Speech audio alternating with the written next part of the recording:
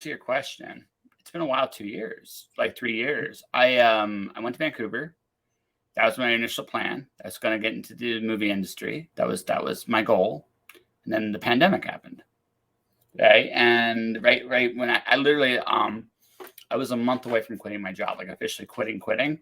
I was 2 weeks away from giving my notice. I was looking so forward to doing that too. I was excited, right? Because at that point, I would have had enough money saved up that I didn't give a shit. Like, I was almost there. Like I had enough money. I would have had enough money saved up to last until I got some movie gigs going and seeing if it would work out.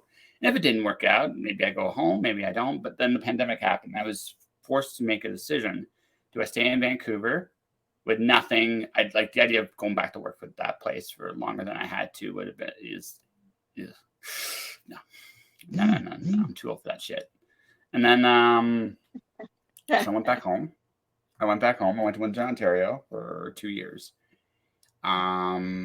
Most of it lived with dad kind of. Dad lived in his place. I lived in mine, but he basically made sure I was taken care of. And I started learning how to freelance. And I've been educating myself in the business of freelancing ever since. And it's been a process. Right now I have more downs than ups. I'm in that I'm in this uncertain kind of water right now, to be specific, right this minute. I mean, this week I get 2 paychecks. I get a paycheck next week too. After that, I'm not sure. Like, I don't know what's next for me. Like, that's just part of that's part of the game, right? Life as a freelancer, you're never quite sure when and where that next one's coming from. Yeah, well, here's the thing. I have I had some big things coming my way, and I still might have these big things coming my way, but I'm not going to know more about that until next weekend. So I've been trying just to figure out what to do in the meantime between now and October. But it might be sooner. It might be like we'll see how this all plays out like next week. Like, it's kind of like one of those moments in my life where I got some decisions to make, and I may have to go get a real job for again, which may, well, at least for not the same thing, not what I was doing last time.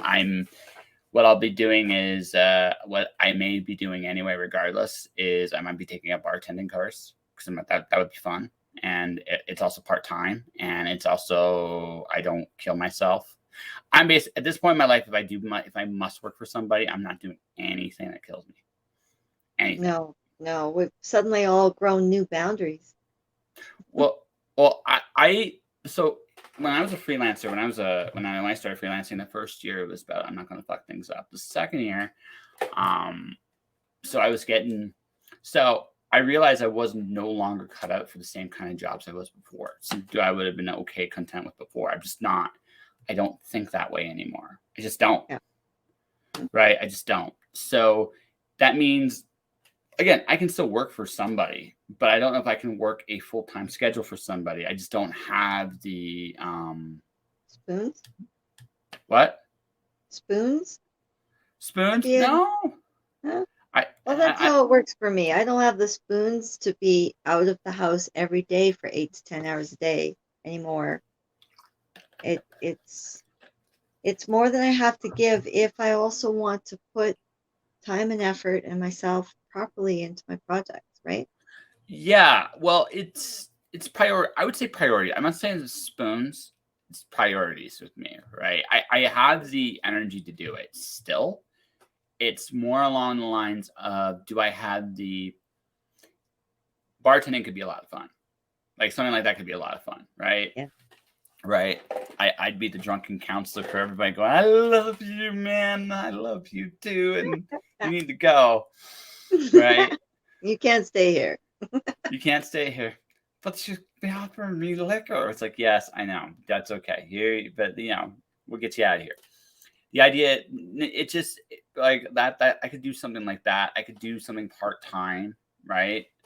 If I were to do a full-time, quote unquote, full-time job, it'd be something like a security guard, because again, during those jobs, most of the time I'll have my time to do my own thing, even in that. Something like that I can do. But what it's come down to is I don't look at my bosses the same way anymore. Like, when you first start, when you're employed and you're just used to being employed, you see yourself in one way and you see the boss in another way. now that I've worked for myself. And again, this year I've made way more money as a freelancer than I did last year. I've already done that, and I've actually most months, right, including this one, I will have broken 4 figures as a freelancer. So I mean, I'm good at I know, like, I have an idea of what I'm doing. I'm You starting. do, and it's a slow grow. Am I right? Yeah, And it's it can. unreliable. Oh, I think it's well, here's the thing. I've had steady freelance gigs. I've been able to figure out how to do that, right? Yeah. But I mean, yeah, like it's an upheaval most sometimes too. Um, like I did a contract with an immigration company. I produced a show for them. I'm doing an advertising business where I can help like authors and creatives advertise their works. Because I've built a bit of Love a it. platform. Yeah. I don't know if you've been seeing any of the videos I've been posting on my Facebook in the last few days, but you've seen some of those. Like some of that would be kind of along the lines of what I'm doing. So I think like, and it's also, in my humble opinion, it's a valuable tool a lot of authors don't use, is their ability to advertise themselves. Yeah. Right. Most of them don't like to do it. I'll build it for you. I mean, I'm good at that. Right. So I got all these skills, and I've acquired all these skills too. I draw now. I can make videos. I can do, like, I'm doing all these different things. The podcast is much more regular. Do you see the episode number? It's 833. That's what you're at right now. Good So number. I've done, it's big, right? So I've learned some things that way. I'm back in Calgary right now. Like, I'm back in Calgary for the moment. I don't know how long I'm going to be here exactly. It's kind of one of those. This time around, I have a very different headspace than the last time I was here, and sure. I feel that, boy. Yeah, not It's the like same. we're walking. It's like we're walking parallel paths right now. It's really strange. Yeah. Well, you just realize, like, okay, so for me, I was in Canmore for 6 months. Like, I was in Canmore.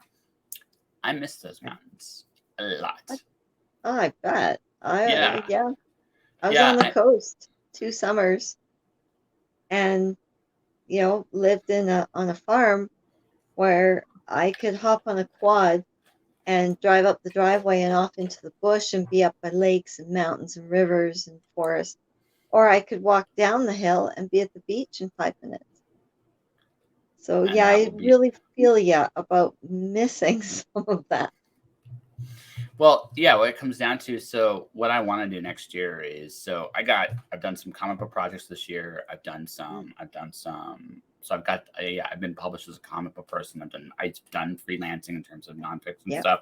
I've actually, I think I annoyed a mutual friend of ours, because she sent me a link to submit to a podcast, and I looked at the magazine or the academic journal or whatever the hell it is. It's like, it doesn't pay. Ergo, I can't do it. That was one of the other, like, little conscious rules about this. Like, one of the things I realized is you have to stop doing things for free. If you're treating it like a business, you gotta stop doing it for free. So I looked at the paper and stuff like that, and I'm like, honestly, I can't do it unless I'm getting paid to do it. Right? All right, I'll do it if you pay me, but if you don't, nah. That's nice. I like it. You're standing up for, like, your time is valuable. I love it. That's brilliant. Yeah, well, you have to. Like the your livelihood depends on it. Livelihood and peace of mind too. One of my very, like, I love what I do. So if I'm going to do what I love for you, I'm going to be respected for what I've learned and what I do. And if you're not going to pay me for it, I don't like. My book Alice Zero, that got published in 2020, got nominated for an Elgin Award in 2021. This podcast has won an Aurora Award. The only interesting thing about that, I did both of those things on my own. Yep. So I don't need to validate myself to anybody. I'll do the work, and the things will come to me, or they won't. And either way, I don't care. Yep. Pay me, because right. And that's where I'm at. Right. Just pay me, because if you think what I do is great, you'll support me this way. Yeah. Yes, I am. Jag. It's literally right there. Let's see if I can do something about it. Give me 1 second. Jag, this is Adria. Adria is a world-class writer in her own life, and she's also a badass wood carver. She carves wood. So get acquainted for just a minute. Let's see if I can fix that slightly. Yeah. Yeah, he looks like a he looks like a vampire or something, eh?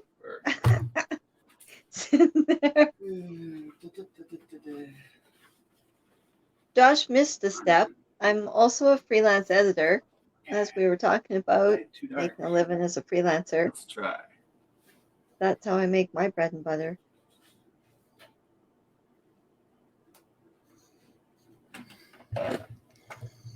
Oh. Much better. Oh. Are you saying I'm a sparkly vampire? Is that what you're saying to me? Yeah. Yeah. I'm a sparkly I'm a sparkly. Yeah. Jag Trust is really cool. She's a video game writer. Less put together. Okay. She's calling me a sparkly vampire from Stephanie Meyer. I'm not sure how to take that, Adria. I'm not sure how to take that. Do you know how to simper? Yeah, what? No. No. Oh, yeah, let's you put at together. All. Jag, honestly, the only difference between you and me, honestly, on this is I'm a confident son of a bitch. That's really the that's the thing. Like, I've learned, like, this game is really what it comes down to is two things: mindset and your self-belief. That's what it comes down to. Everything else is nice. Yeah, it's good. Okay. There's that whole thing with what do you call it? Imposter syndrome. And I think imposter syndrome can be helpful sometimes because it can help us to sit back and say, is there anything maybe that I need to polish up my skills on? Do I need to maybe do some retraining? I mean, there's one thing that I keep going back to and trying to get my head around. I am horrible with commas. I make my living as a freelance editor and I still suck at commas. Okay. I think it's good to have confidence, but I think it's also good to question yourself sometimes. That's what I'm saying. Oh, no, you can't. How do I? So I put this like this and like this. Okay, I have to believe I'm good. Okay, then the reason I have to believe I'm good is because, yes, as an editor, as someone has edited comics myself, here's what I suck at. Sometimes I miss the references that the authors are doing on purpose. I'm like, oh, I'm sheepish, because comics have the ability to be a little bit more. You can be more derivative of other pop culture a lot better than other mediums. So I missed that. Now, writing wise, the word "very" is like my nemesis. It's totally my nemesis. Mine is just. Yes. I took over 1,000 justs out of a novel once. Nice. No, for me, it's very. See? Yeah. Yes. Oh, yeah. So what she's talking about there is I actually have written, and Jag, speaking of which, it will be tomorrow. I have another like drawing thing I have to do tonight, but I'm going to send you something. And actually, it's in regards to lights, so you'll probably see it tomorrow, right? But yeah. So I'm actually doing when we're done this conversation, the cover, at least the picture cover of Lights Out. Not all of the cover, but the picture in the cover. I'm illustrating it, and that scares me to death. So here's the thing. Here's the thing. This is how I was going. So my initial point. You have to understand that you never stop seeking greatness as a creative. There's always ways you can get better. This is absolutely the truth. The flip side is, and this is where, again, being humble that way is a good thing in learning. It's a great learning tool. It's even a great like customer relations business tool. But when it comes to the business end of things, You have to be more confident about you, because here's the thing. Okay, you love this. And I'm going to come at you from the point of view of a protection point of view. You love what you do. Mm. So if you love what you do, you want to make sure that whoever you're working for or working with loves it, what you do too. Yeah. So a big part of the freelance process is, I just read something from a sales guy, but he's accurate. 4 quarters over 100 pennies, right? You want to work for the 4 quarters. You don't want the 100 pennies. 100 pennies That's are going to exactly be right. For sure. right, Yeah. right. So you have to. So part of that's your attitude. Like part of that is completely your attitude, and this is the thing. Yeah. You have to be confident enough to say, at least to them, I'm the fucking shit, and I can help you. You And need I'm that worth confidence. and I'm worth Yes, it. Yeah. I'm worth it. exactly. I can help you. Yeah. Yeah, exactly. You need that confidence. Now, Yeah. that doesn't mean I have all the answers. Like shit, right? Listen, there's nothing like a 3-year-old holding your show hostage on the air, like that, doing this. Then that teach you your place in the world. Like that, don't like I get humbled in very interesting ways. Yes. Okay. No worries. All right, Jag. But the point I'm getting across though is, so from a business standpoint, you need that confidence. From a creation standpoint, you need to be humble. And there's a difference. When you're in the work, you're a student. You're always a student. You're always Yeah. learning. You're always growing, right? Right. And you got to be honest when your shit stinks. I'm actually rewriting one of the chapters in my next. Right. I'm actually rewriting one of my chapters in books. I tried it going this one way. I thought was a great idea. I tried it a bunch of different ways, and that idea, it fucking sucks. I tried it this way. Boom! It's just pouring out of me. So it's like, I should have done this sooner, right? The other way just stank. I just didn't feel it. And so since I didn't feel it, it didn't come out. And something right. And so I figured, so for me, when I write, I have to feel it, because if I feel it, it's going to be good, or at least it's going to be relatively good. So right now, I'm having my main character and her contact in this peril are trying to escape a police station before the evil knight of the round catches them. Because if he catches them, right, probably kills them, right. And then there's a little reference to the Holy Grail, because the bad guy in my story is Percival. I turned Percival into like the worst used car salesman ever. It's fantastic, right? Because he actually can fit that and give him like the punchable face, like a face you just want to hit so hard, like you get satisfied from the knuckles.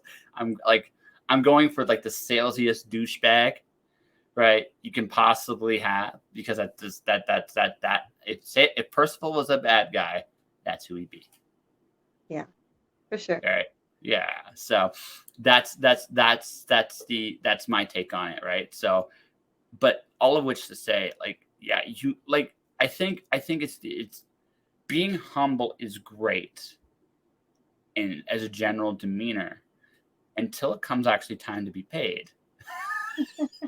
then you have to be a lot more like an aggressive pit bull sometimes, depending on who you're dealing with, right? So that's a hard part for a lot of creatives. That's the whole collecting what you do and being willing to stand up for yourself, and all the marketing and advertising.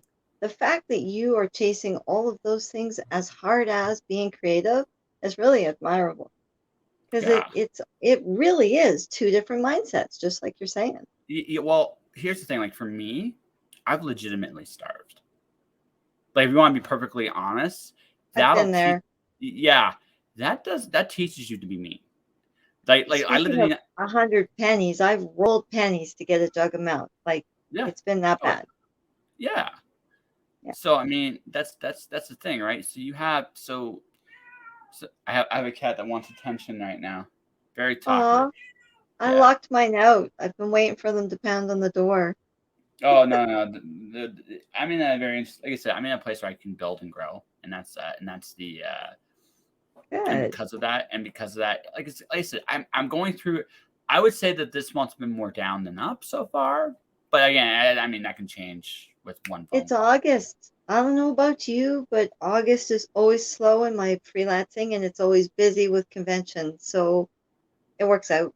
Yeah, for me, I haven't gotten back into the convention scene yet. I think next, like I'm in a weird spot. I'm looking at how like I might be doing more state stuff next year. Like I could see Mm, myself traveling to the states a lot next year, and then coming back like living here on my off time, kind of sort of. sure. Yeah. Yeah, yeah, right. So I'm in a weird space. Like I haven't decided what I'm going to. Like I said, it's the other thing is I've been back in this area for nearly a year, and I've hardly seen anybody here. Well, Right. thanks to the pandemic. Yeah. That's part of it. That's part of it. Like, but I mean, that's not all of it. I feel it's like I said, it's. But I also think I also get this too. It's just I'm in a my headspace is different than when I left, and everybody else's headspace is in a different place too. And I think so. Everybody's values have dictated everybody goes a certain way. I'm sad in one regard because the writing community in the city was a lot tighter knit when I left, and I miss that. Like we're gonna have When Words Collide this weekend coming up. I'm not part of it because I can't do a digital When Words Collide. It just I doesn't. Yeah. I got surprised. I'm now an editor on the live action slush at 1 p.m. on Friday. And I'm Nice. reading from my new novel on Saturday with the Taiki group. And I'm working with Ed Willett and his crew of writers because I was published in his World Builders anthology. Yes. So, and that's on Sunday. And so right out of the blue, like a few days ago, I was not involved. And now I'm on and I'm Yeah. registered. No. So I'm kind of excited, but I've been like you. I've been back in Calgary almost a year now, and I've hardly seen anyone. And Yeah. I've been blaming it on the pandemic, but I'm like you said, it's probably not just that. No, Things it's have not. shifted.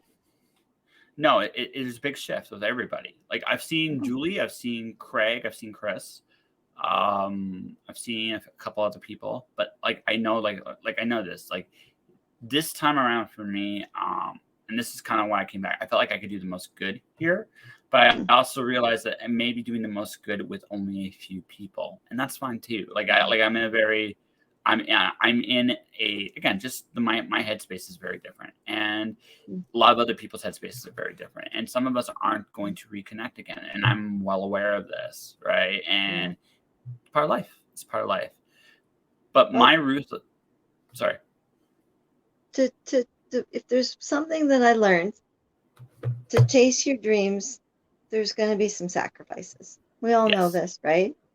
oh, absolutely, Um, and I think one of the things that I've learned is that it's not the dream itself, it's not the destination, it's not the place even that I thought I was chasing. It always comes back to the people.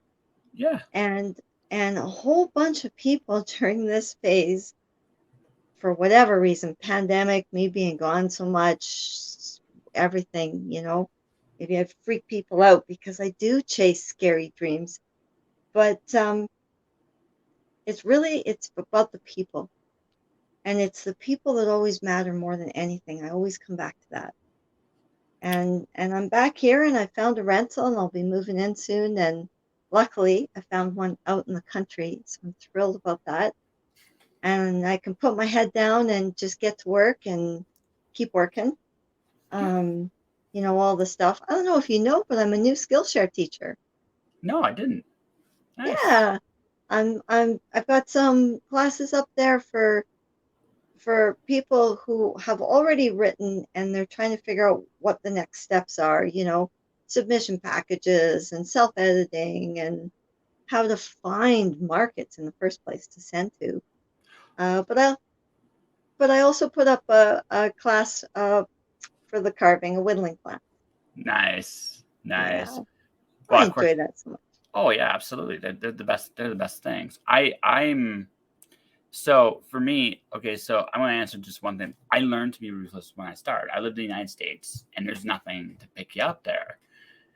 And it stuck with me because I realized that if I don't have anything coming in, how am I going to eat?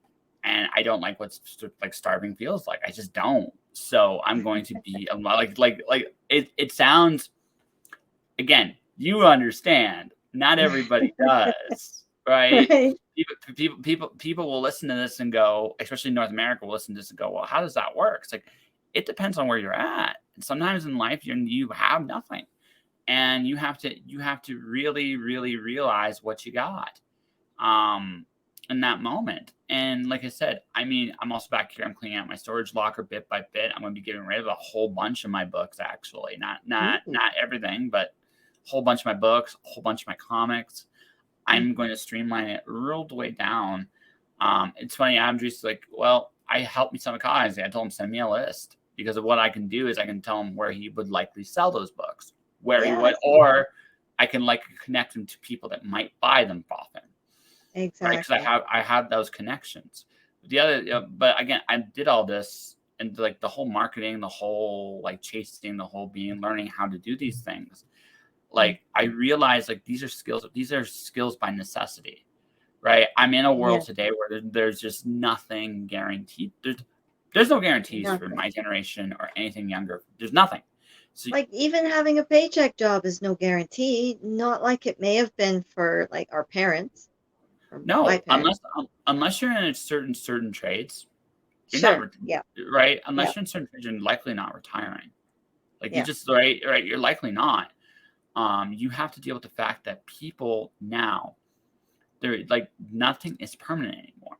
What I'm doing as a freelancer is okay, I go get a It's no bartending. riskier than It's no, it's not. It's actually in some ways it's actually the better call long term, because what I'm going to be I. doing is I'm going to be establishing my name.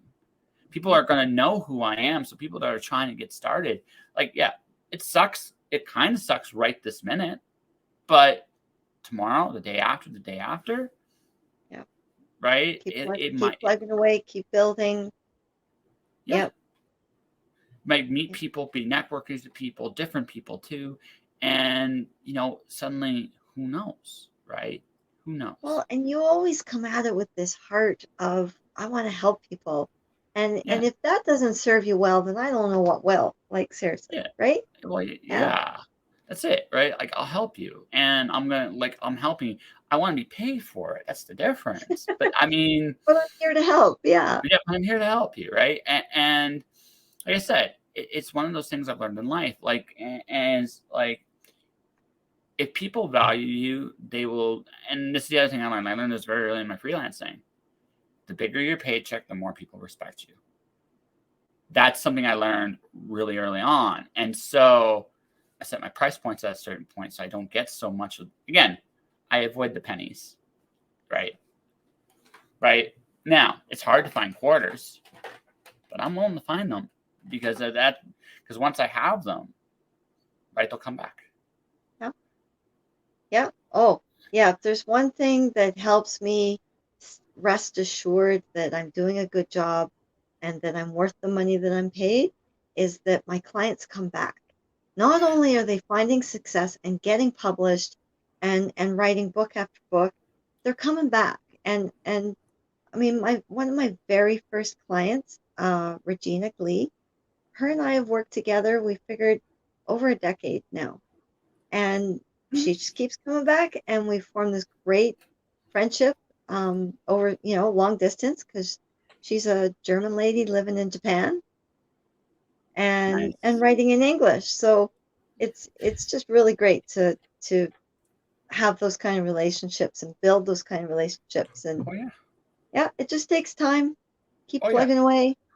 Well, that's what I'm You know. doing. Like I said, that's why you're seeing my ad copy every so often, and you're seeing videos every day, because it catches Yep. on, right? Yep. So far, my biggest hit is either the publishing has decentralized thing on TikTok that broke over 1,300 views, Hmm. right? Or on Facebook, it's the kind of like cocaine one with the Allegra Pescatore, where we talk about how stories can be kind of like cocaine, and it's like I said, just stuff like that, right? Nice. So it's one of those things, and I just put up one about DJ Butler. He was like on the for the audio. Like, what does a DJ Mm. Butler book feel like? 'Cause that's super important, more so than where you're published these days. What does an Mm. Adria Laycraft book feel like? Because here's the thing: if you know what that feels like, then you know who will like that feeling, right? You Yes, have a better target idea of who's market. that, right? Yeah. Right? It's like boom, boom, boom. So, what do my books feel like? Because I bet you didn't know I had 6 of them now. But yeah, That's you're ahead of me. I'm a yeah, little behind in my reading. yeah. I have 6 books, like I said. So now 5 of them are poetry books, like epic story poems. But I have a novel to my credit too, and like I said, I'm gonna have an illustrated. And then next year, I'm taking on Kickstarter next year. That's where I'm going to be publishing next Oh, year. I okay. I feel again. So the thing about Kickstarter is, and this is the thing I realized, it's a collector's market. That's what comics do really well there, because it's a collector's. Oh. Hmm. Yeah. Oh. See, see. So I'm thinking about this. Mind blown, right? So, Well, I never makes sense. saw the Kickstarter that way, but that's a perfect label for them, really. Yeah, it's a collector's market. So now I don't know. So I'm a big fan of there's so Darwin Cook is one of my favorite comic book artists. Now, a lot of people like DC New Frontier, and I get why it's awesome. But my favorite stuff, and this is where this ties in, I love the Parker novels. He actually did illustrated versions of the Parker novels. They're fucking fantastic. They're so good, in fact, it's like, you know what I want to do? I want to make one for myself. Oh, So now I'm not drawing that one. I got someone really good. Like, it's interesting. We're going to be talking. Like I said, this is why I'm trying to get. I may get a day job just to pay off my people, just get them all paid off and stuff like that, so that next year it's done. But I'm going to get my own Darwin Cookbook. That's going to be like the special edition. That's going on Kickstarter. Then after that, I'm going to do an Alice. I have an Alice and my Alice stuff. Make physical copies of that. Also, if I can get that board game done, so I can bring them both at the same time, because mm, again, it's a different market. It's a yeah, collector's market, right? yeah. So if I create collector style stuff, give really cool service, and just be myself, I think I can get a crowd, right? And if you want to Do you break know? down, and if you want to break it down to even simpler, okay, here's the numbers, right? So let's say my goal is $3,000. Can I get 100 people to say yes to $30? You break it down to numbers like that, it's no longer so impossible, right? Yeah, it feels more doable. Yeah, Yeah, my kid's been telling me, the same kind of thing. He says, "Mom, your YouTube channel is growing, consistently growing. that's good. Your numbers are up there." And he says it's because you love what you're doing and it shows. Yeah, yeah, I've learned how to edit videos and I really enjoy doing it. It's laborious and time is a huge time sink, but I really enjoy the process and I want to get even better at it. yeah. No, it's a fun process. The Yeah. now here's the thing: if you ever try to do a commercial, those take the most work. Those Oh, actually yeah. take the most. The smaller the time, Yep. the Yep. more work they take. The bigger the No, for time, sure. the more leeway you get. Right? That's just how it Oh, works. yeah. You can just leave all kinds of junk in there if you've got lots and lots of room for time. Yeah. Well, Yeah. it's the story you're telling, right? So like that's Yeah. the whole thing. Mhm. Me, right? Me, I actually I don't I treat YouTube as my resume, not as a place for me to grow. Although I do have a Yeah. decent following there. It's not my Twitch following is nearly as big as my YouTube following, and the difference is I've been on YouTube for 8 years. I've been on Huh? here less than 2, so it's like it's a different. Interesting. Hmm. Yeah, Yeah, go the YouTube certainly isn't even close to paying me any money or anything. Um, what am I at? Like I've only got one video that's even close to 5 digits in the views, you know. hmm And I'm at like something like 50,000 views total for the whole channel, and that's after 4 years. So that's yeah. a lot of time to invest. Whereas I get on Skillshare, and of course, YouTube drives people to my website. I'm hoping to drive it to Skillshare too. Skillshare, you get paid right away for your Yeah. services. Like right away. I as soon as I started getting minutes watched, I started getting paid.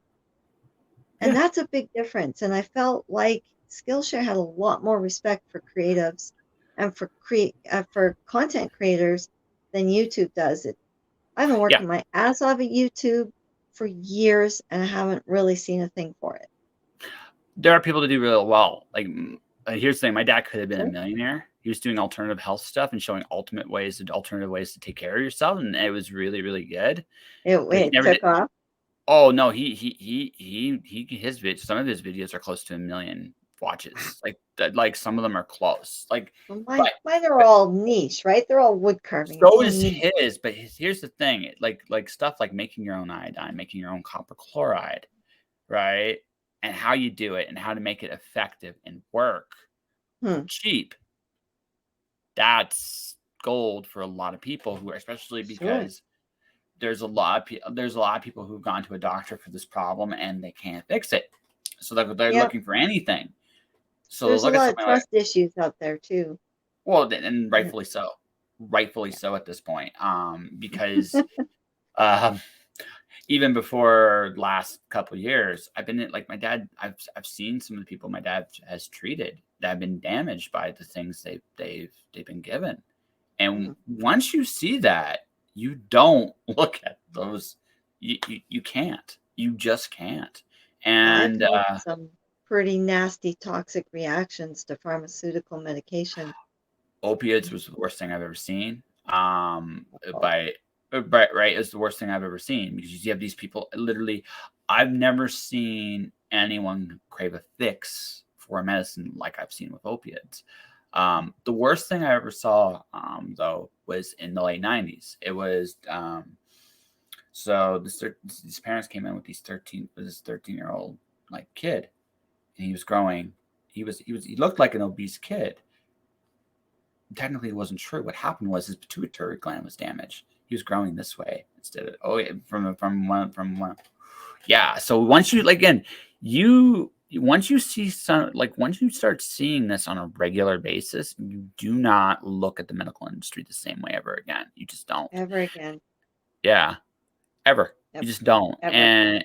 And you understand, like as I've gotten a little older, I'm a little bit more forgiving in terms of doctors, nurses, and stuff like that. Because I used to really be a hard ass about that shit.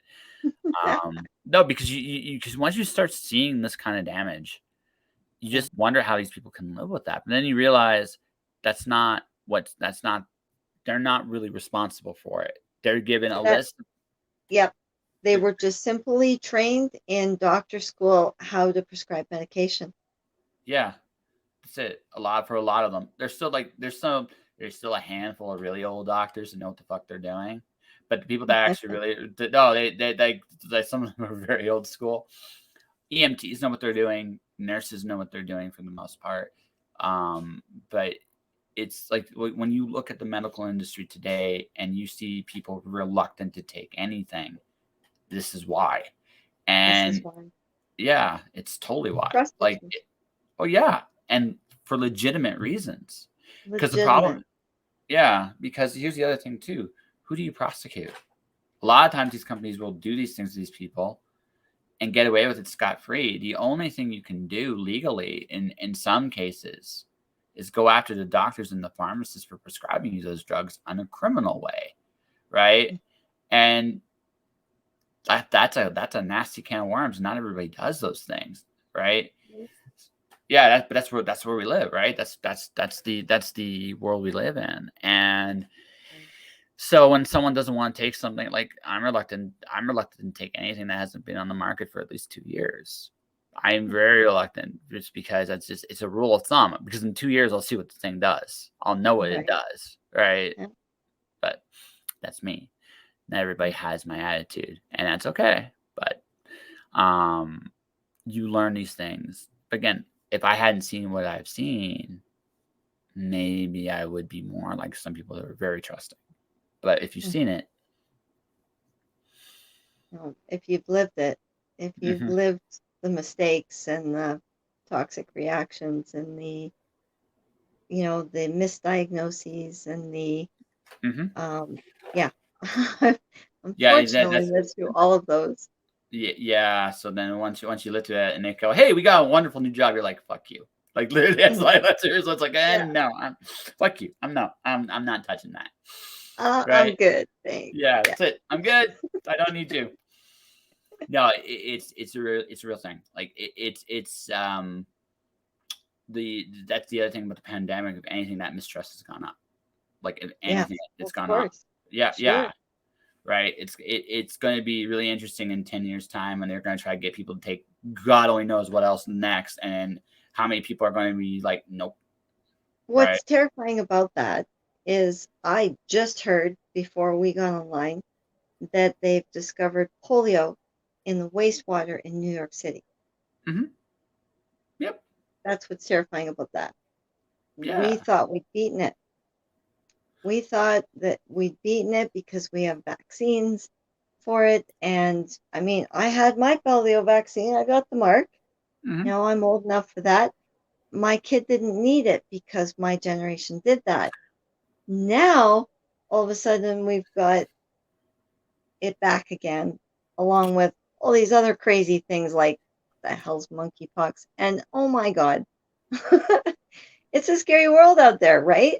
And Yes. with all these trust issues, it becomes really difficult to figure out how we're going to handle that effectively. Would you like my advice on that? I Oh, actually sure. this is I figured this out. In one sense, COVID changed nothing. And what I mean by that, it's this. Before COVID, we had cancer, we had AIDS, we had diabetes, we've had polio still exists in the world even prior to that point, right? Shingles, Yeah, tetanus, yeah. So life rabies. is so I go to an episode of Star Trek: The Next Generation when Q after Q had the Enterprise meet the Borg. It's not safe out here, right? There are wonders to satisfy and treasures to satiate even the most like wondrous and hungers, but there's monsters and stuff here too. And if you're so afraid, and if you're afraid of a little bloody nose along the journey, then you should crawl back under your bed. Mm-hmm. Life is a life by its very look. There's two things about it I know for sure about life. One, I'm not making it all the way to the end. Somewhere along the way, I'm getting cacked. Number two, right? Number two, since I know that.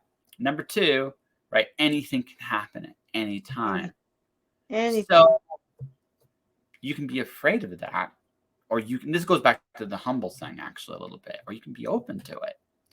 If you're going to try to control what the world does and does to you, does and doesn't to you, you're going to be a miserable prick.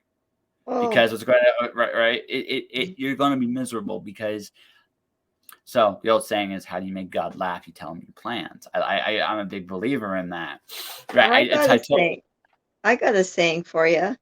Mm, The indigenous folk like to say you should ride the horse in the direction that it's going. yeah. Yep. Just That's a go good. with the flow. Yeah. By and large, there will be other scary viruses out there. I don't know we lock down like we did last ever again, like we did this time. I don't think that's going to be the way we do it in the future. I sincerely hope not. I right. But Because at the remember, same, well, if there's one thing about like it's the first time we tried it really like in like this, and the one thing I learned about this was it made a lot of people miserable. I know a lot of people that went through a lot of depression issues. It killed the economy. It killed a lot of things. And when you look at what we gained from that, like I look at what Sweden did. Like a lot of people don't talk about it, but I mean, they they handled the pandemic. By the time October 2020 came down, they had one of the lowest rates of infections, deaths in the. This is pre-vaccine, and they had already kind of went through their wave, and they were fine. And instead of like having and that's the other thing too, like you can investigate all this stuff now. That's the one advantage about today is you can look at all the stuff, you can look at what everybody did, and you can come to the conclusion of what worked and what didn't, because numbers don't lie. People do, yeah, but numbers don't. So it's one of those things, right? And no matter how you obscure some things, if you look hard enough, you'll find answers. And so I look at it kind of like this. In my case, um, at this point, what it taught me as far as all that went is if I hear that the sky is blue, I'm looking up. That's just it. Like that's where I've come to. I at this point have zero trust in any of that stuff. You're just I'm at gonna zero. check. Yeah. You know what I'm I just gonna. was saying? Mm, That you can tell I have trust issues because I look both ways on a one-way street. yeah, exactly. In this case, it's earned. Like I said, they've earned those. That I they this has been earned. But I as go far by as it honestly. yeah, yeah, that's it. I Yeah. didn't have this when I started in life, but you taught me that not to trust you, so I'm not going to Hmm. trust you. So I believe you. Like I believe that I will not trust you. Promise. But in one real sense, life hasn't changed. Like life it is the same world out there. If you want, you can go out there. There is magic every single day that you can go out there and see. Hmm. And instead of being afraid of the world, you can let it in. And if you let it in, like it's not so scary. Right? I'm gonna be the dude at like 90, like that's gonna be on a surfboard, like on a beach somewhere, like in like nothing but like my like shorts, and just watching everybody in these sophisticated equipment going, looking at me. It's like you're crazy, and I'm like, Yeah. I'm not the crazy one. You are. Look at all the shit you're wearing, right? And and and they're gonna be like, what do you care? Like, I'm 90. I'm not walking away. Like I said, I'm not walking away. I know there's magic out there. I'm going to let it happen. And I'm going to do all the things here and here I feel compelled to do. Hopefully, if I'm lucky, find someone as crazy as me to do those things with. But even if not, I'm going to be happy in my life doing the things I love to do. And God blesses me, will give me people I love that will love those things as well. Yeah. Yeah. That's Yep. it. That's it. Sounds great to me. I love it. That's that's how you deal with it. Like it's like you can be afraid of what's out there, or you can be like, whatever. I'm just gonna do my thing, and I'm willing to take those risks because something's gonna get you anyway. So you might as well do the things you love. That's how I look at it, right? Yeah, well, personally, if I have a choice, I'll go out under a grizzly bear's claw in the mountains before I go out hooked up to some machine in the hospital. Oh, hey, yeah, no, I If know, we if we have I a understand. choice about the matter, right? Well, you have a choice better. Yeah, I ain't going no machine. Oh, we're gonna put you. No, you ain't. Yeah. If you can't treat me, it's like it's fine. I can walk. I don't need to put hooked up no goddamn machine. It's like, hey, I was thinking right? what you were saying, about just like getting out there despite the scary world. And I like to, backpack and hike and camp and go traveling on my own. I traveled all over northern BC by myself in June. Was on the road for the whole month, and I had so many people ask me, "Aren't you a little freaked out being all by yourself, being a woman? This is the Trail of Tears, right?" And I'm like, "Yeah, I'm well aware, and I'm careful. I make careful choices, but it's not like I'm not gonna go just because I have that knowledge, right? Just because there's some threat of this could happen, I'm not gonna not hike just because I might meet a bear and that bear might decide to attack me, right? Yeah, and if he, you might also meet that bear, and that bear be like, "Sup?" Don't even give a shit, right? Just I right, have right, right. actually met that bear, Yeah, yeah. and Like you, it went up and kept doing his thing, and I'm still yeah. here to tell the story. So yeah, Well, it's yeah, pretty. well, because most of the time they don't give a crap about you either. They're just gonna do that. Like the bear is just gonna mind its own damn business and do its thing, is right. Unless it's a I did mama bear run with, in. unless it's a mama bear with cubs, in which case I it's did. like, Yeah, then, I did then, run into a mama bear with cubs while I was living out on the coast. yeah. And it was fabulous because I was walking along a country road just up the driveway from the farm, had my bear spray, just like I always do. I'm just walking along, and she kind of made a little rustle and came out of the grass a bit out of the ditch, and then she went, "Oof," and suddenly there's two baby bears going scritch, scritch, scritch up this tree. They were so cute. Meanwhile, I'm backpedaling and I'm going, "I am so sorry, Mama. I'm a mom too, and you have every right to be pissed at me. I didn't make enough noise coming up here. Totally my fault. And I just kept talking to her like this as I'm backpedaling, backpedaling. I even grabbed a shot on my phone. Blurry. Nice. That's But it's all yeah, good. that was a fantastic moment. And yet at the same time, my heart was right up here. Oh, of course. No, It was I great. mean, listen. I don't quite have the same. Again, my starvation and my tough times in my life in the younger days made me harder, like made me harder now. Yeah. But it doesn't mean I don't respect the fact that something can cack my ass at any moment if it wanted to, right? That's the thing. And Like, that she would have every right in that moment to just like. I wouldn't necessarily go that far, but I would go. I'd understand it. Like, it's like one of those things. Like, we can agree to disagree, but I understand your position 100%. And yes, ma'am.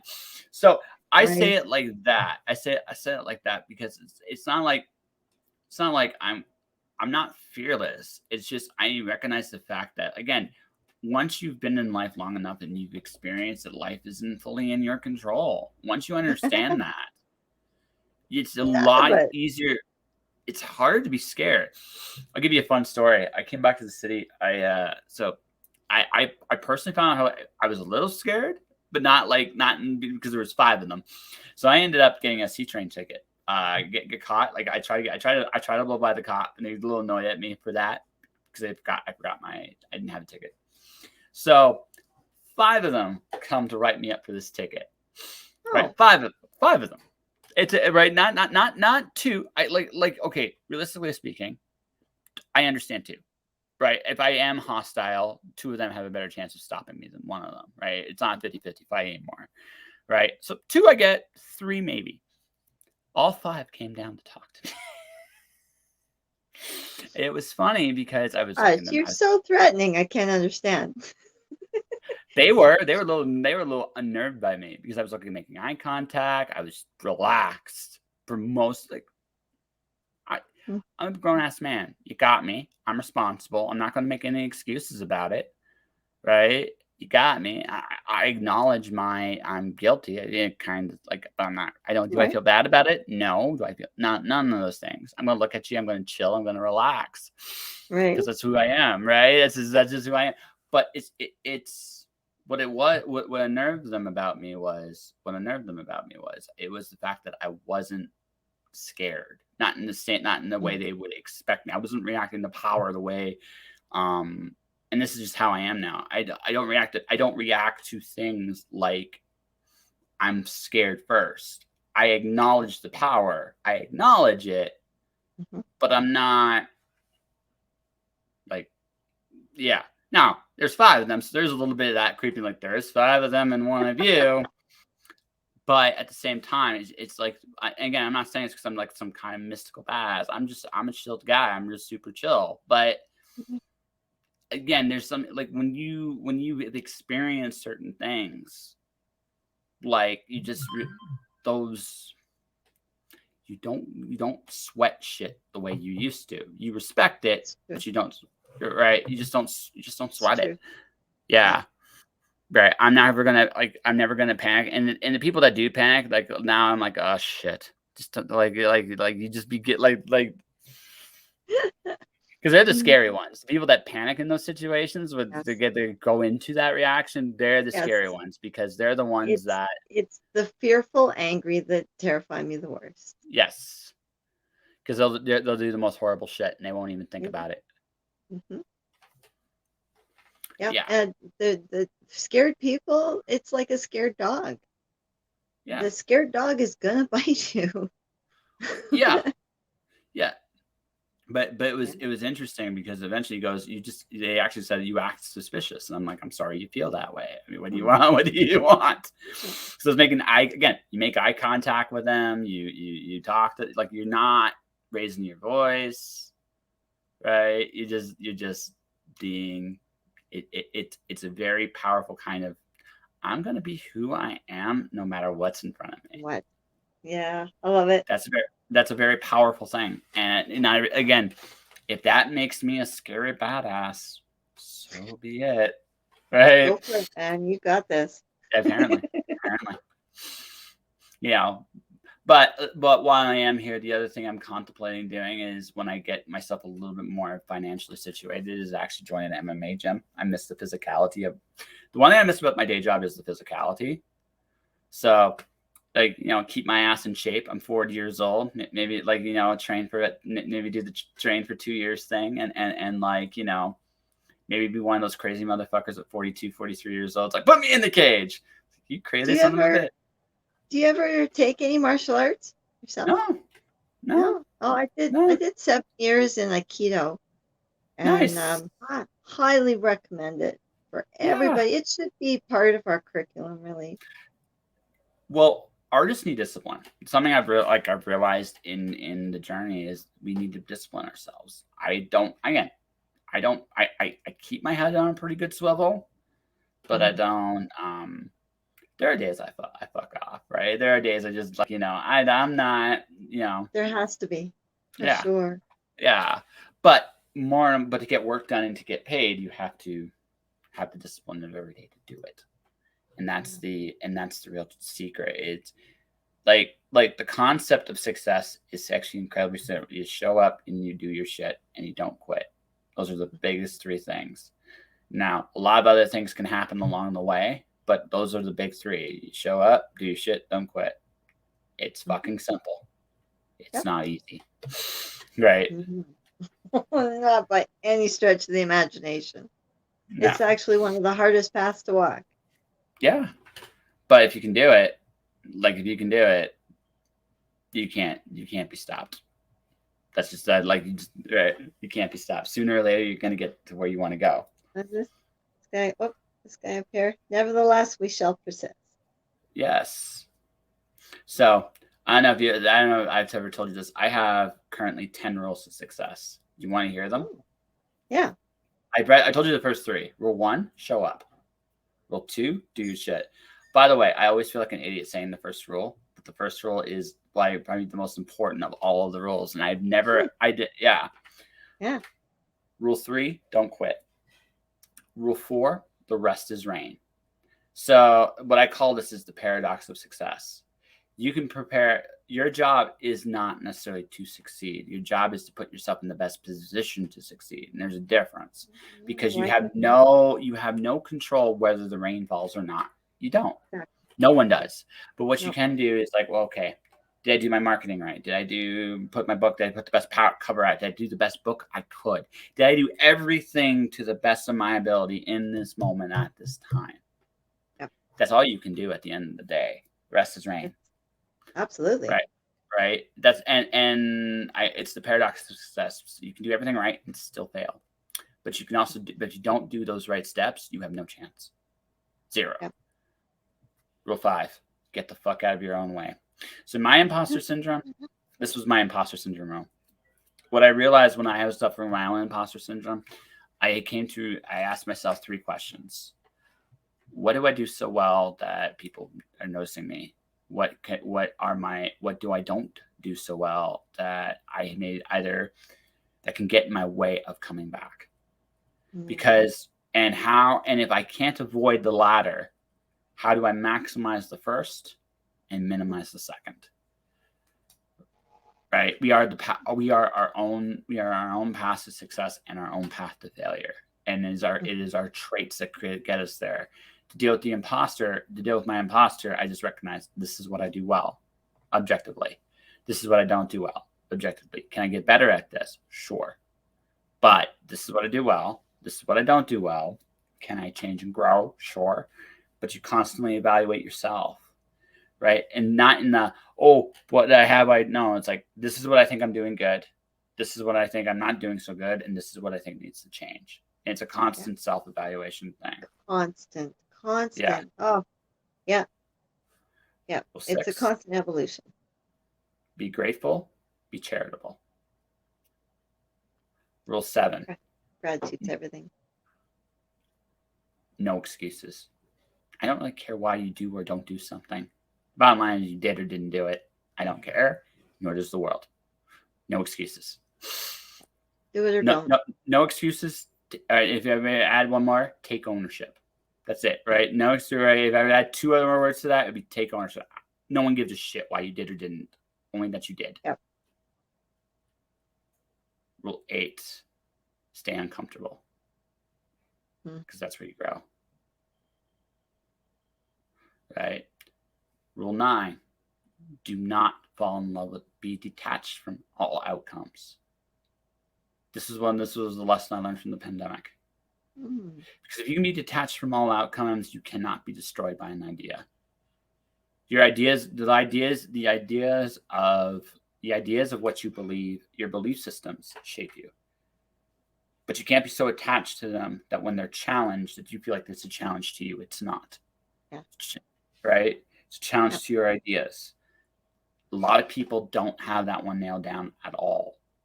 Right? And especially people you look at that are politically aligned, that have political linings, people that buy into certain levels of propaganda, even religious stuff. Right? I believe in God. You can even see it right down to the intimate relationship and to love relationships, where to truly love, is to love despite having no control over the outcome. To love no matter what might come or not come of it. That is true love. My first real love drove me absolutely fucking crazy. She did. She drove me nuts. Yeah, no. I mean that. Oh yeah, and she did. She succeeded. She can still do it. She's one of the only few people in the world that can actually still drive me nuts. I love it. Triggers you like mad? What? Triggers you like mad? Yeah, because just because you give a shit so much about somebody, like, why are you doing this to yourself and to me, right? Right. But I realized, like, she taught me this. This is probably the biggest thing I learned from her, was she is who she is, and if I really want to love her, I gotta let her be who she is. Yep. That's it. You have to love despite not being able to control the outcome.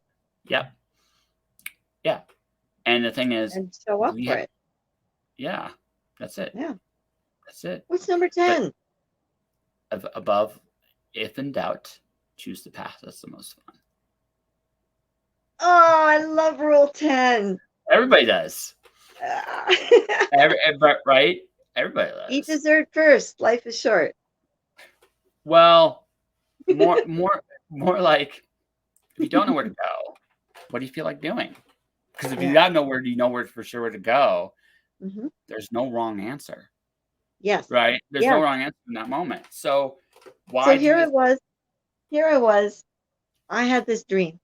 I thought for decades I had this dream. I was going to get a camper, and I was going to live on the road for a while, and I was going to explore all these places, and I was going to think about where I want to settle down, for the rest of my life. Yeah. And so I did all that, gave my notice in January of 2020, put all my stuff in storage in February of 2020, and then ended up in a closed campground for 7 weeks, living on a beach all by myself. What was my point? What were we getting at? When you don't know how to fun, rule 10. When you don't, so I did all of that, and it didn't go the way that I thought it was gonna. Oh, yeah. So I had to, in the moment, reevaluate. And I kind of did the same thing. I'm like, okay, everything's wide open to you. And it's almost overwhelming to have too many options like that. I think that's what gets people. But at the same time, you can do what you want. I love your rule. I love it. Pick it. Just so have fun. I had But It Goes Me says, I have so many novels in my head to write. So okay, which one seems the most fun to you? Right? Do that one. Love it. Yep. Yeah. Right. I also learned something very universal when I did the Dr. Seuss off. I was doing those in When Words Collide. If things had gone to plan, if things had gone really, really well, if 2020 had been a normal year, not the year we had, I would probably have been in a room twice the size of my last one. We may or may not have had alcohol in that building and in my panel, right? And we would have had, because The first year we had like Yeah. 12 people. The second year it was packed. Yeah. Like completely packed. And to the point that Simon Rose and a few other people were upset with us because we were making too much noise. And then Joe Compton and Jim Jackson did they added to it, and it's my panel, so I have to take the heat for it. But it was like, yeah, it's like I'm also not caring because I don't So care much what fun. kind of. Well, it's just well. Here's the other thing. I'm not worried about what Simon Rose is doing. It's not about being considerate and considerate. It's about doing. What I did was I created a panel for recess, so people that come in and it's done information overload can come in and just goof off for an hour. That's it. That's it. That's all it was. It's my easiest panel. It was also one of my most popular. And the reason why is it was fun. Because once they started playing, once the authors got it, wait, we're just gonna have fun? Yeah. Yeah. There's no other point to this panel. You're gonna come in here and you're gonna have a good time. That's it. And when you leave, you're gonna feel great. Right? And that's what people remember, is how you made them feel. Exactly. I Which love goes back to story, which going back to book stuff. That's what you gotta remember. How do you leave them? How do you leave them hanging? How do you leave them feeling? Yeah. And it goes back to your rule 10. Mm-hmm. You know, we can't forget, how are we feeling? We got to take care of ourselves first. You know, get the oxygen mask on first before you can help anyone else. That's right. That's right. I love it. Until you're breathing, right? Don't drink too much of that oxygen, right? Yeah. Yeah. Don't get high off the oxygen out there when you panic. Like, woo, I'm super. So, yeah, but no, like I said, like I've learned a lot of lessons in this time. So now it's like I can do it. Like I'm free to do what I want. It's kind of I'm in this weird space. It's like I'm still this free spirit. I got nothing really tying me down. I came back to Calgary because I felt like, again, something just told me I feel like I could help people here. This is a good place. Yeah, it's not a bad place. There's a lot of good people here, and I don't know. I did that whole feet on the ground, try before you buy. I've been all over Western Canada, and again, it's not the place, and it's not the journey. It's not even the destination. It's who you're with, and who you share it with. Yeah, that's it. Sure. That's it. Yeah. And that's kind of what I'm looking for at this point in my life, I think. And so we'll see what happens. I don't know if it's going to be found here. I get the feeling I'm still in this point in my life where I'm going to be transient a lot. Now, I do need a place to sleep, but I mean, but you don't say. somewhere, right? But you almost need a rig like mine there, Josh. Probably. It's been brilliant, I tell you. Brilliant. So I'll tell you what I'm going to tell you my evil little prank I'm going to do when I get my van and really start doing this. So what I'm going to do is I'm going to put my logo on it, my podcast logo.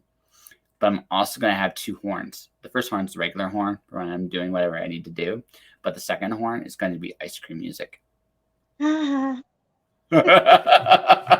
You better have damn ice cream when I show up. Yeah, I will. No. See, I got a plan. Ice cream and also books. Here you go. Yay! I'm in. Yeah, it's like you're in. Yeah, so because one, I'm gonna get my amusement watching grown ass people chasing my truck, and looking at it, going, "What the hell is this? This is not the ice cream truck." Oh no, there's ice, and then at the point, just wave ice cream. An ice cream bar out into the horizon. You bastard! Right? Because I had brick. Right? Like I said, I realized like you gotta have fun. Like this is what life is. Like the end of the day, like I don't know what the good of all actually is. I have no idea. Right. I worry when I hear don't know what the point is. Yeah. I just right. I've learned, like, the biggest thing I've learned in this life is you give people freedom. People are gonna inevitably do what they want. If you want to free people, you take away all guilt of doing that. Give people the freedom to do it. That's it. It's not hard. right? Right. Instead of trying to plop things in a box, we should just we should just let it all out. We should be Pandora and open those little boxes up and just say fuck it, right? So I mean, right, and she's disappeared. Oh no, she has not disappeared. Now she's muted. She's going to do whatever's going on the inside there. Will she come back? I don't know. She's back. Sorry, excuse me. No worries. No worries. I gotta run soon, Josh. What? You gotta run soon? Yeah. Ah. No. It was just I felt like we've just barely gotten started. Well, this time I did not spill coffee on any of your books. See, folks, this is why live is great, because live means things can happen on a drop of a dime here. And like, I don't know what's going on with Adria right now. Sorry about that. Yeah. Yeah, at least this time I stayed dry, hey? Yeah, I didn't wreck you or your books. I felt so bad about that. So for folks that don't remember, so it's back in the archives. I think it's actually in the episode. I did not take it out. So I order a coffee from Starbucks, get to talk to her. Awesome. Big one. Yeah, big one. And suddenly it slips out of my hands and crashes onto our table like a giant explosion. I felt so terrible. I felt so awesome. Bad.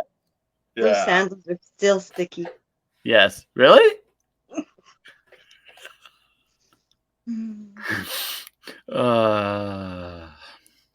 I feel so bad. It was an unforgettable interview. There was. That was my first time. That was like literally like 5 minutes into the interview. It was like, yeah, like I am. That was awesome. Yes. But so this time I didn't do that. So book-wise, you write any books during the pandemic? Like I published 3 of them. But I mean, did you get to do anything like that? I did. I wrote a pandemic novel. And I probably wouldn't have, except I had to write book 2. I was under contract. And yeah, I don't think I would ever want to do that again. No. Excuse me. No worries. No worries. No, like you said, excuse me. Like you said, I think I hope we don't ever have to be quite so shut down and isolated from each other. That was incredibly hard, even for an optimist, but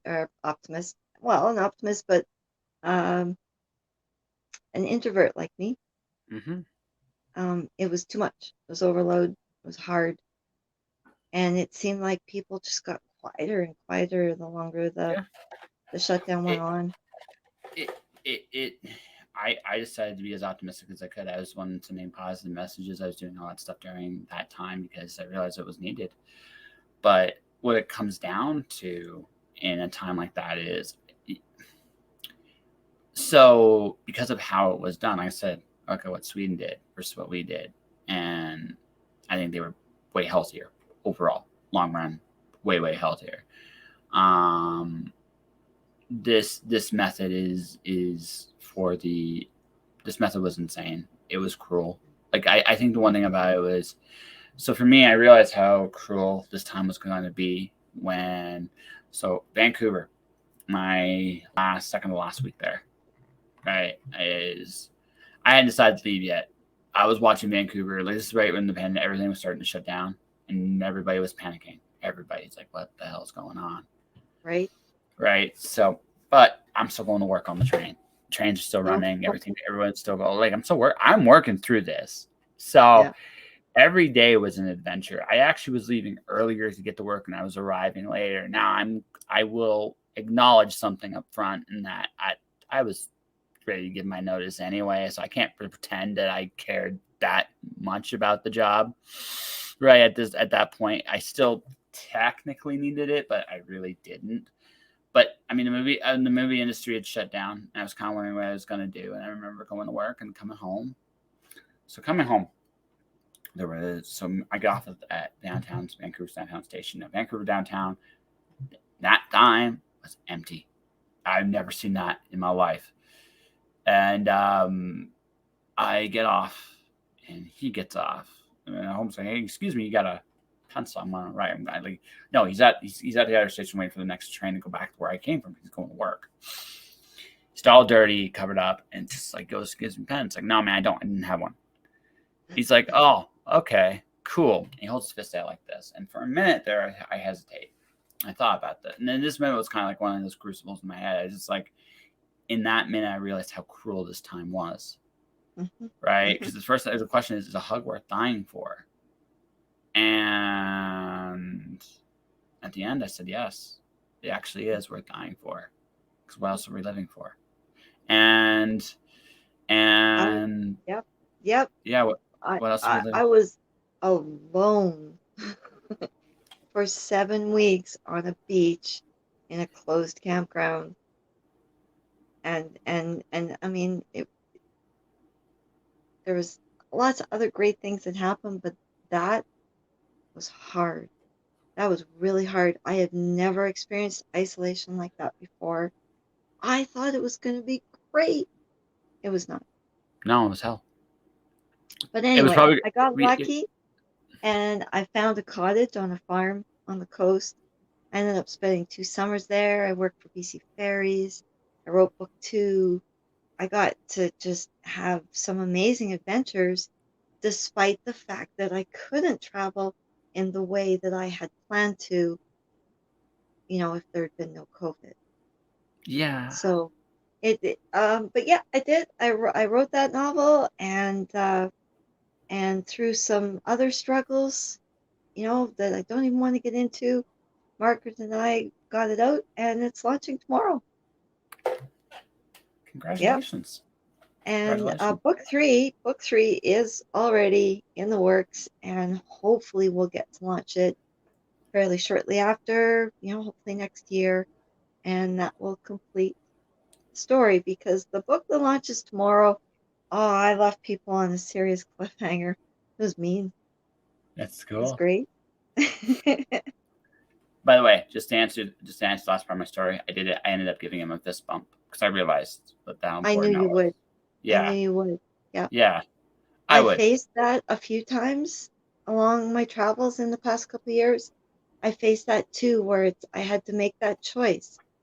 Is human contact worth possibly getting sick for? Yes. Yes, it is. Yes.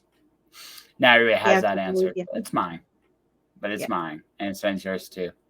So I mean, again, what are we living for? Like there comes a point. There's comes a point. It's like, what is like? I'm not like, I know death's coming someday. I'm Yeah. more interested in the life I have in the meantime, right? So It's about the people. It's what I keep yeah. coming back to. Mm-hmm. It's not about the place. It's not about where I call home. It's about who's there with me, who I Mm-hmm. can see on a regular basis. I'm back here because of the people here. Yeah. And for me, I'm back here. I was hoping to see some of the people I haven't seen yet, but I'm hoping that comes. But even if it doesn't, Come. um, life moves in a million different directions, and it's going to be another. We're not, we still have, I think, hard times ahead, but like I said, I've learned to be a tough son of a bitch. And the thing is, especially now, um, like I said, books might be even more demand in the ways and weeks to come. So I wish you absolutely the best of luck on your book. Thank So, how much more time before you have to disappear? Uh, I don't have much more because I got something happening at 8.